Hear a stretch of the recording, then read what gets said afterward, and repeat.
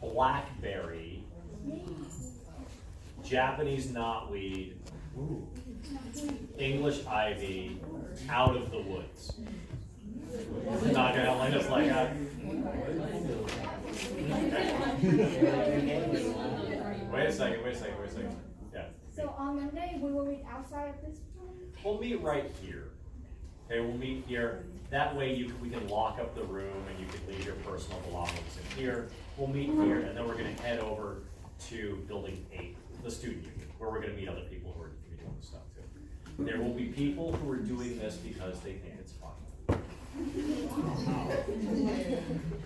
I think it's, yeah. We will provide gloves and lockers. If you have your own gloves, it'd be good if you could bring them. That way we've got more gloves. Okay?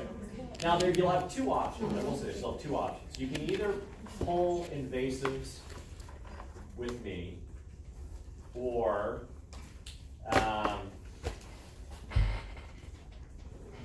no, that's going on.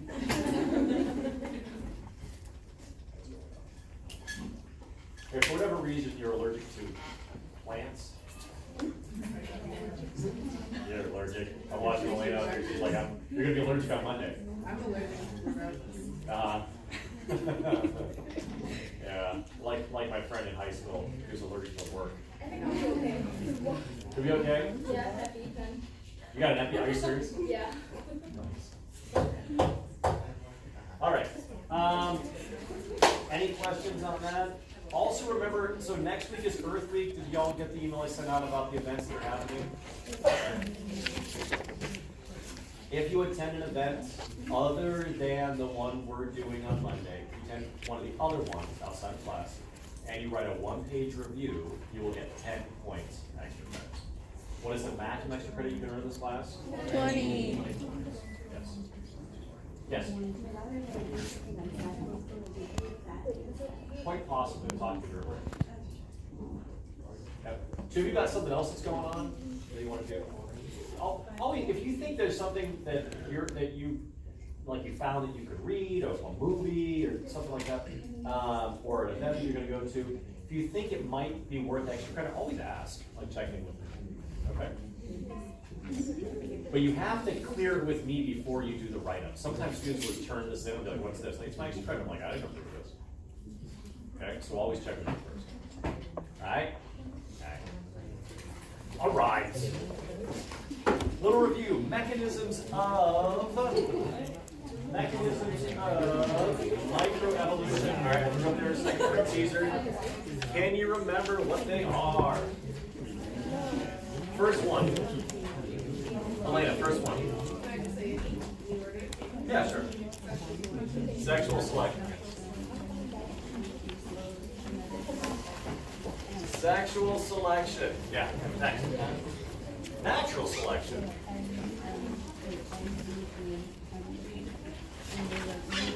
Good, next. Gene flow. Next. Mutation. Last one. Genetic drift. Genetic drift. Okay. I'm going to spend more time today talking about this guy. Going to review this one a little bit. I feel like mutation you guys have a pretty good handle on, right? All right, gene flow and genetic drift. After talking to folks last week, I realized that there were some issues. Gene flow is basically migration. Again, we're thinking about things from the level of the gene, from the gene's perspective. When you move from one place to another, you take your genes with you, okay? All right, I'm going to anthropomorphize just to make things easier. Think about where you are now, right now, okay? Think about the genes that you have with you and where those genes were 200 years ago. Where were those genes 500 years ago, okay? Now, think about the genes that were here 200 years ago. Think about the genes that were here 500 years ago. Has there been a change in the genes of the population of humans in the Puget Sound region over the last 200 years? Yes. Right? Yes, absolutely. Okay. Change the genetic constitution of a population of organisms is evolution, right? Now, this is where culture comes in. We do not consider the population that was here 200 years ago to be the same as the population that is here today, right? That's a cultural artifact. That's not a biological artifact. The reality is that there was lots of mating going on and interbreeding, et cetera, et cetera, et cetera, okay? And there continues to be lots of mating and interbreeding amongst individuals whose genes evolved someplace other than where they're at. Happens all over the world, right? Humans are always moving around, and as we're moving around, we take our genes with us. And when we interbreed with the individuals who are there, we're passing those genes down to future generations, okay? That's gene flow. Humans are actually like an extreme example of gene flow because we are so mobile. Humans are phenomenally mobile. Compared to most animal species, we move a lot, right? Okay. Questions on that? Now here's the thing, is gene flow adaptive? Does it actually help organisms to do better in their environment?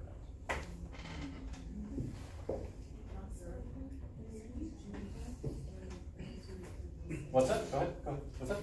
Some have genes that are better suited for this environment. So here's the question. If folks have genes that evolved over here and they move here, do you think those genes are well adapted? What's the likelihood that those genes are well adapted for this environment? No. The folks that actually, evolve, the folks with the genes that evolved there, do you think that they are well adapted for that environment? Yes. Right. What's that? Okay. Right? Through the process of natural selection, individuals who are what we call endemic, might have heard the term before, endemic, meaning they really evolved there. And this, we'll talk about endemic plants, for example. The plants that evolved in a place tend to do really well in that place. Great example of this are like the ferns that we have growing around here, okay? Those ferns grow everywhere. Notice there are a lot of like evergreen trees here. They do really well. If you've ever tried to plant, probably too young to have done this, but if you've ever tried to plant a broadleaf tree, like a maple or an oak, they do not do well here because they did not evolve here. The evergreens that we have around here, they evolved here. They evolved for this particular environment. They've adapted, right, to this environment. They tend to do very well there. When new individuals move into a population, they tend not to do as well. Okay? Not all the time. There's a possibility that they will have novel traits that will benefit, but by and large, they're not adapted to the area. Extreme example of this, as I mentioned, I think previously, white Europeans moving to Australia, which is a tropical country, right? The Aboriginal inhabitants of Australia, very, very dark skin, right? Now all these white Europeans have moved there the last 200 years. They have the highest rates of skin cancer in the world because they've got European evolved genes in a tropical environment, right? Okay, so that's sort of an extreme example of that. Questions? So you kind of understand gene flow now? Okay, it's not necessarily adaptive, usually it isn't adaptive. Really the only one of these that is truly adaptive is natural selection. Sexual selection you can kind of argue is adaptive, but we're going to get into that a little bit more. All right, genetic drift. Genetic drift, this is the other one I think folks were struggling with. Genetic drift is like shuffling a deck of cards and then dealing it into the next generation, okay? Because this is what happens when a population reproduces. We did this with the I'm not bringing the cards back out, I think I traumatized some people. But if you think about it like this, you have two sets of DNA, right? You only pass on one of those sets. The process of meiosis is a random process that selects between your mother's genes and your father's genes, correct? What goes in the next generation is totally random, right, by and large. And so just randomly, we can have a population in which there's more of one allele than another allele that gets passed down. It's a totally random process, but it does have an impact, right? So you can imagine that, you know, one population, you know, I'll just refer to a gene that's 50-50, right? In the next generation, it gets divided up as 60-40. But here's the thing about genetic drift. This population is now gone, right? It's in the past, it's history. The basis on which now the evolution will work is on this new population. That's 60-40, okay? So over time, genetic drift can have serious impact on evolution, but it's a totally random process, right? And it builds on itself. It doesn't go back to like, I mean, it could go back to 50-50, maybe, but it's, you know, again, it's that random shuffling, okay? The big thing with genetic drift is it has a more powerful impact in smaller populations. Does that make sense, right? So you'll get, if you have a lot of individuals, a little bit of drift doesn't have that big of a deal. But when you only have a few individuals, a little drift can have serious consequences. Because if you lose, you know, if you've got 10,000 individuals in a population and you lose 3 or 4, not a big deal. If you've got 20 individuals in a population and lose 3 or 4, that's a big deal, okay? So this is why we see genetic drift a lot with that bottleneck effect.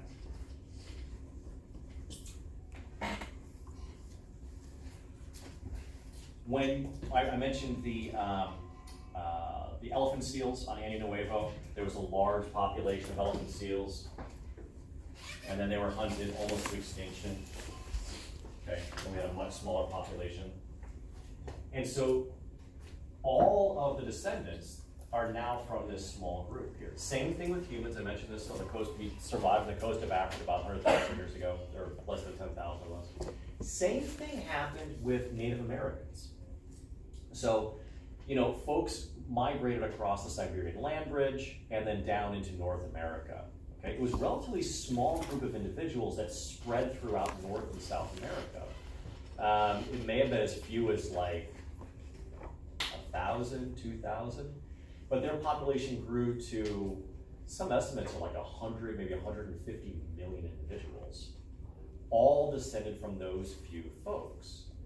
What that means is that those 150 million individuals, if there were that many, had very similar genetics because they all came from that first small group of migrants. Now, the serious downside to that is there's not a lot of genetic diversity. There wasn't in that gene pool. And they were very, very, very susceptible to foreign diseases, right?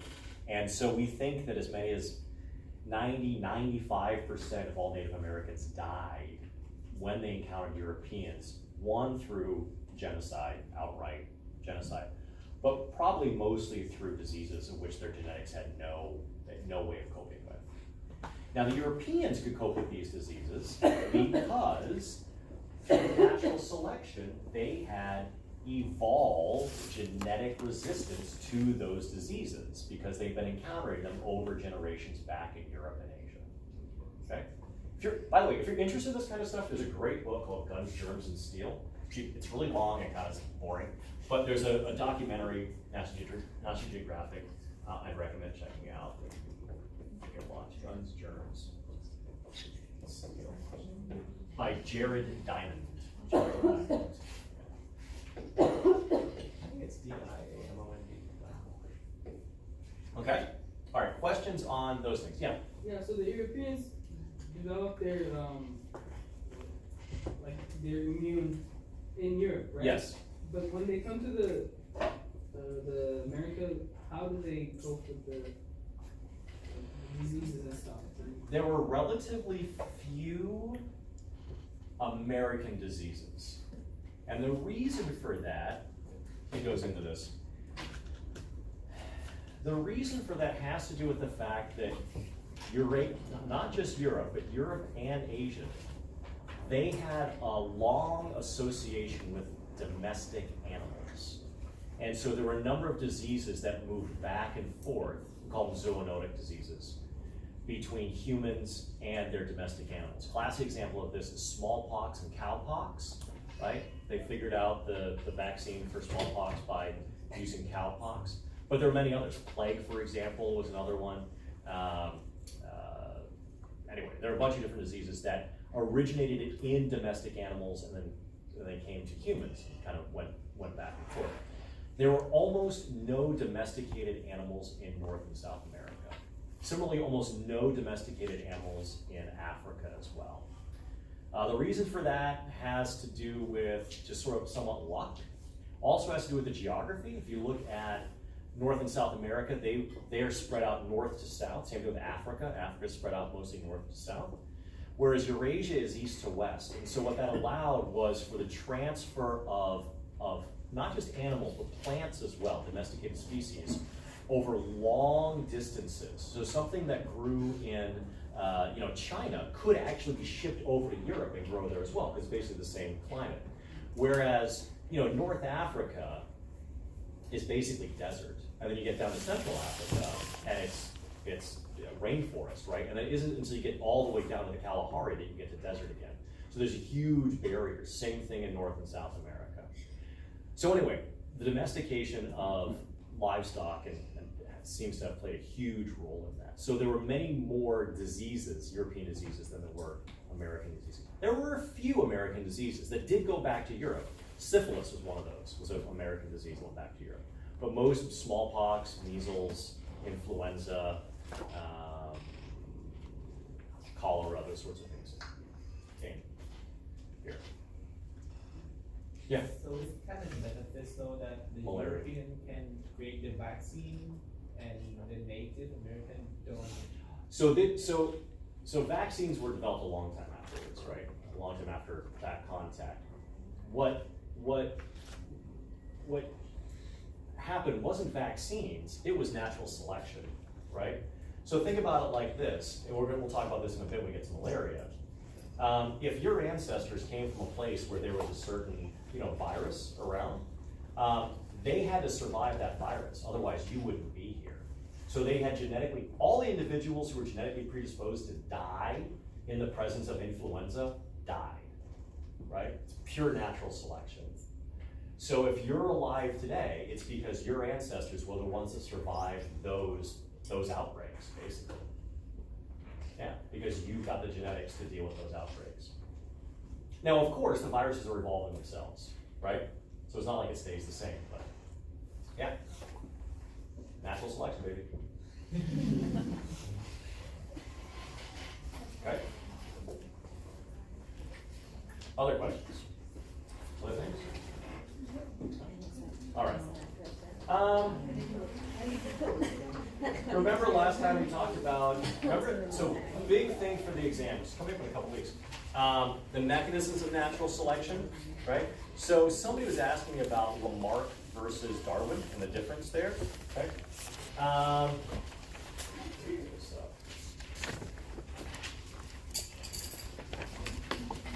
The classic example, and it's the one I'm going to use, it's a little bit tired, but it works, is the evolution of the giraffe.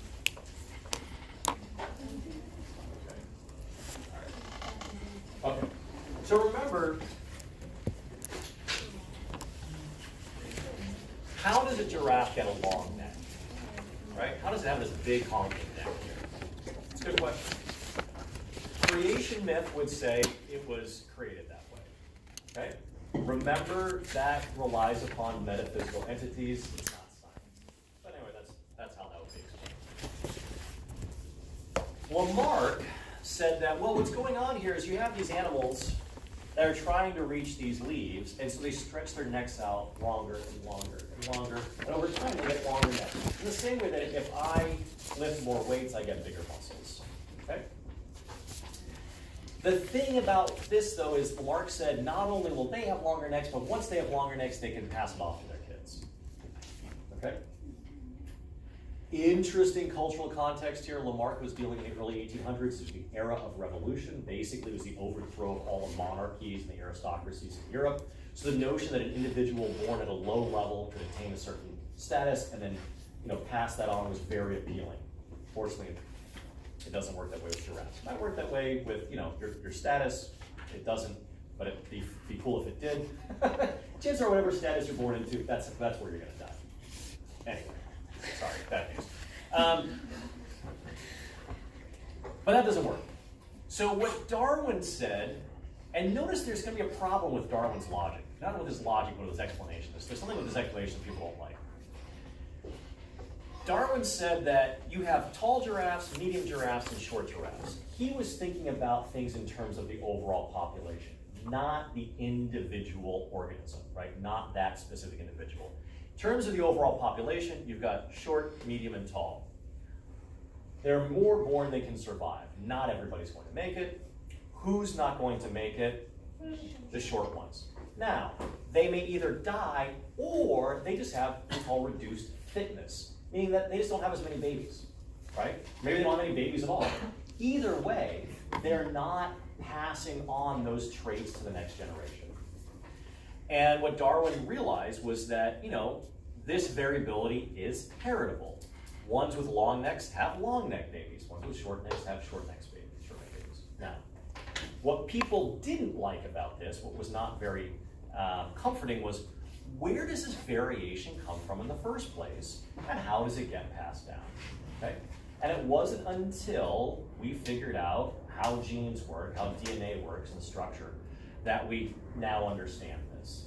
Okay? That it has to do, the variation comes from mutations, which is a totally random process. That does not make people feel good, by the way. That all the amazing diversity in life that we see, all the cool traits and adaptations, that's just random.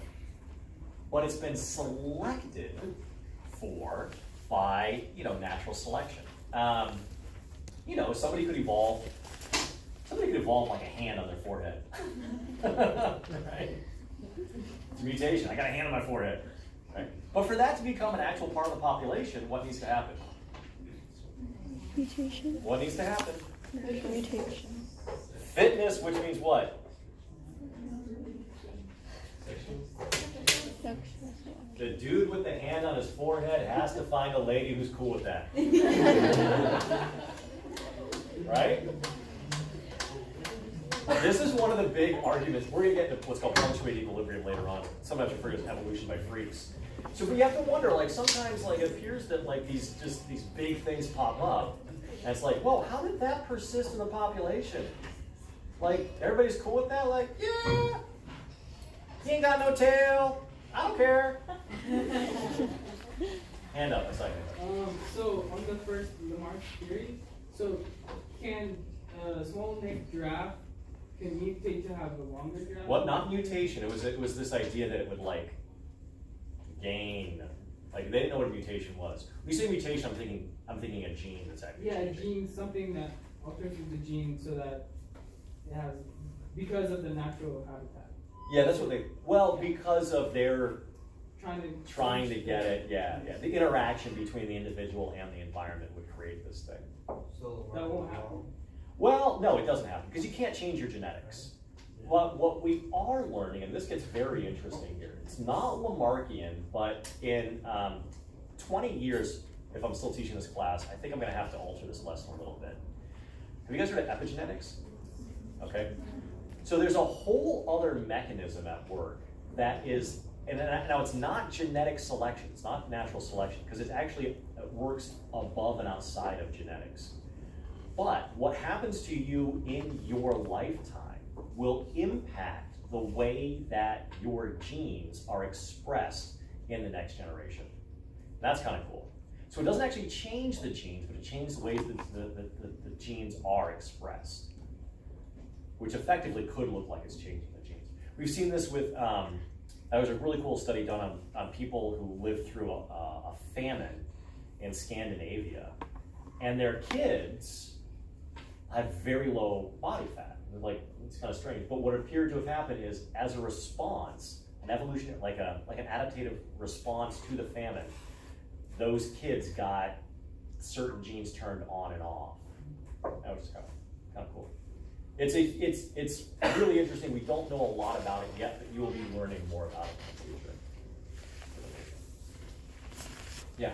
So, I'm just trying to think like how we got to this Darwin population where like some have long necks, some have short necks. So basically like one giraffe randomly had a really long neck. Mutate, right? So now we know it's mutation. Yeah. Yep. So, and then pass that gene on to eventually almost all of the population.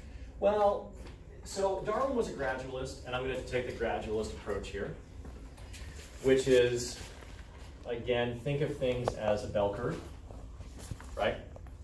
And that there's small incremental changes, small incremental selective pressures to move the curve that way. So it wasn't that, and this is part of the faulty logic here. It's not that there are only leaves 50 feet in the air. There are leaves all over the frickin' place. There are leaves from the ground all the way up, right? But I could see it would make sense that there is selective pressure to keep going higher and higher. For one thing, you're not competing with anybody else, right? So again, it's not that there was this one baby that was born with a huge neck. It was that slowly over time, necks got longer and longer and longer. I mentioned this before with like linemen in football, right? It used to be that they were like 200 pounds. Now they're like 300 something pounds. It didn't just happen overnight. It was, there was a consistent trend, a selective pressure moving them in that direction, right? Does that make sense? Okay. In the same way, let's go back to the dachshund, right? Dachshund has those little tiny legs. It wasn't like they just found a dog with little tiny legs. It was that like, okay, we want to get this leg shorter and shorter and shorter and shorter and shorter and shorter, right? You keep on selecting for the ones that are shorter and shorter. Yeah. Though it does happen from time to time where some like really weird thing pops up and it seems to persist. It's called punctuated equilibrium. It's not as popular a theory as it used to be, but there are some times where it appears like, oh my God, this thing just happened. It's like, well, for some reason it's still there. Yeah. Okay. All right. Other questions? Sexual selection. You want to talk about sex? Oh no, sorry. You want to talk about sex? Before we get to sexual selection, I just want to remind you guys the different forms of natural selection. Directional selection, remember one direction. Stabilizing selection selects for the mean. And then disruptive selection selects for the extremes. Okay? All right. Sexual selection. Why are there separate sexes in the first place? Not all life reproduces sexually. You ever thought about this? There are some organisms that just clone themselves, right? Bacteria do this. There are paramecia do this. Even relatively large organisms like sea anemones will do this. Why have sex? It's fun. You say it's fun. Sharing that. So, if like the woman's producing and it takes a lot of energy, then they can work in tandem where the guy is actually like doing other stuff and So then it- be more productive. Thank you, Garrett. So it's really hard to talk about sex without talking about it in human terms. So we will move in and out of the anthropomorphized version of this, but I want us to think about broadly speaking. Plants have sex, right? Plants have a male and a female, and they come together to produce a baby, right? And there's no effective division of labor there, though there might be. So Garrett's not totally off, but I do want us to think about it broadly speaking as well. Genetic variation. Very good. And the reason that sex exists is genetic variation.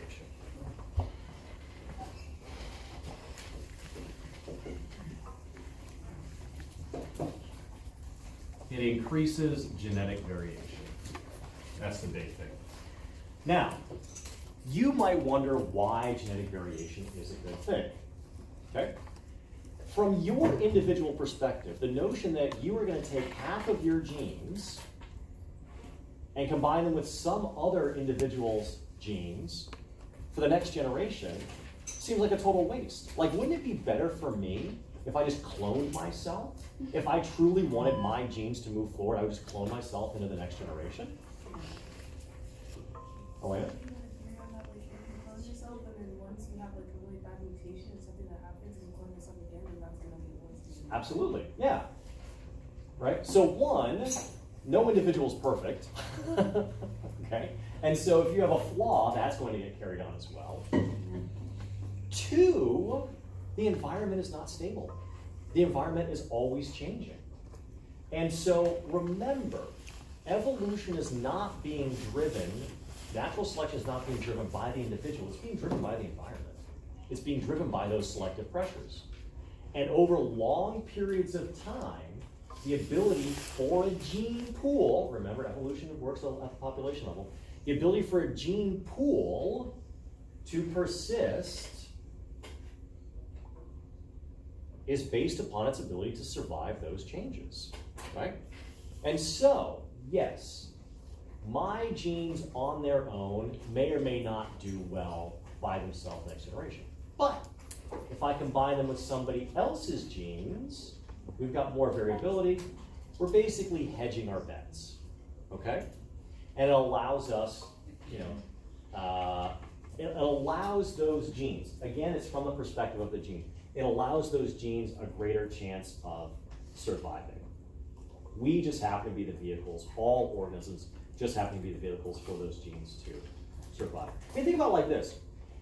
If you have kids, your kids will have half of your genetics. Your grandkids will have a quarter of your genetics. Great-grandkids, an eighth of your genetics. It's not that long until you have like no stake in a living organism anymore, right? Because it gets diluted through the process of sex. Again, from the perspective of you, like, doesn't make a lot, like that's kind of a waste of my effort. But from the perspective of the gene, they have a much better chance of surviving through sex by combining those things. And the main selective force, by the way, as far as we can tell, are parasites, right? That's really the big selective force. You know, it's these viruses, it's these worms, it's these other things that are attacking us, invading us. This is why something like 30% of our DNA is viral DNA or something, stuff that got stuck in there.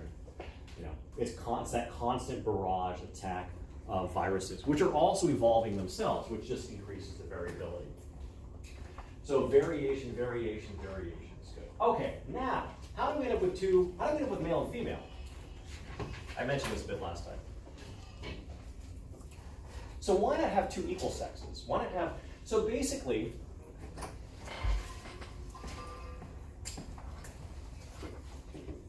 in all species, females invest more in the offspring. So I'm going to say females are all about quality. Okay? They produce the egg, which is providing nutrients for the developing embryo. In some species, like in humans, they actually physically nurture the offspring. Males, it's a different evolutionary approach. They're not after quality, they're after quantity. Two separate strategies, right? And it's happened early on. Now what's interesting is that in some relatively simple species, like simple algae, male and female are almost identical. But as species become more complex, there becomes this difference between the two. Probably has to do, again, with the genetic variation that's involved, and more complicated species have a harder time with different viruses. Simple species, they tend to reproduce faster, and that's how they deal with parasites. Okay? All right. So females are about quality, males are about quantity. This means that males and females have two fundamentally different strategies, right? I mentioned this last time. Females are looking for the highest quality male. Males are looking for the most females. Okay? Now, in order for the biological necessity of passing on genes to the next generation, both sides have to play this game. Does that make sense? All right, you can't totally sit out, otherwise then your genes will be passed on to the next generation. So, we see sexual selection on males, like the widow bird, for example, right? He's got a big long tail. Flying through the air through the long tail is going to get you eaten. Not good. But it also gets you mates. Okay? There is a really cool, he passed away, Zahavi. He was an Israeli evolutionary biologist named Zahavi. And he was fascinated by these sorts of traits that were display mechanisms that obviously appeared to reduce an individual's fitness, but persisted anyway. What they are is they're a form of signaling. Give me an example. Antelope, when they're encountering a lion, don't just run away. Do you know what they do? They jump straight up in the air, which seems incredibly stupid. If you're about to be eaten, why would you just jump straight up in the air? It doesn't make any sense until you think about it in terms of sexual selection. What that antelope is signaling is, I am so fast, I am so strong, I can just jump up here in front of you, and you're not going to catch me. And he's not just signaling that to the lion, but who else is he signaling that to? He's signaling it to the ladies, right? And who else is he signaling it to? The other males, right? I'm so badass that I can do this and I'm fine. Now, humans do this as well. We do this in all sorts of different ways. Probably the most common way that occurs at your stage in life is the consumption of intoxicating substances, right? You have seen this, I am almost positive. You may have done this. Consumed, and this is really males who do this, not that females don't do it, it does happen, but let's be honest, it's mostly males who consume large quantities of intoxicating substances to show what? How badass they are. Right? Seriously. They're like, this is why males engage in really stupid behavior. Right? Right? Right? I'm gonna fly down the road on my motorcycle. I saw this one dude. He was standing, doing like a wheelie, right? That's pure as a hobby. He's saying, I am so badass. My genes are, because the problem is, how do you show somebody your genes? Right? How do you show a potential mate? Like, I got awesome genes. You can't. But you can grow a big tail. Right? If I got a big tail and stuff's not eating me, you know what I mean? Okay? And some human cultures, have you seen this?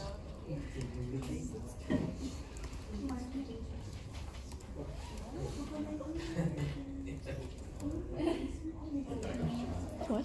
They,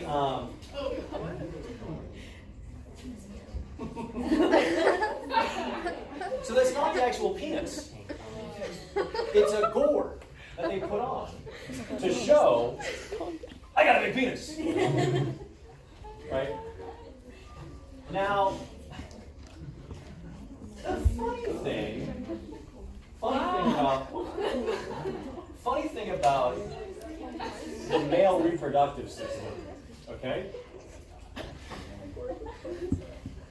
Where are the gonads located?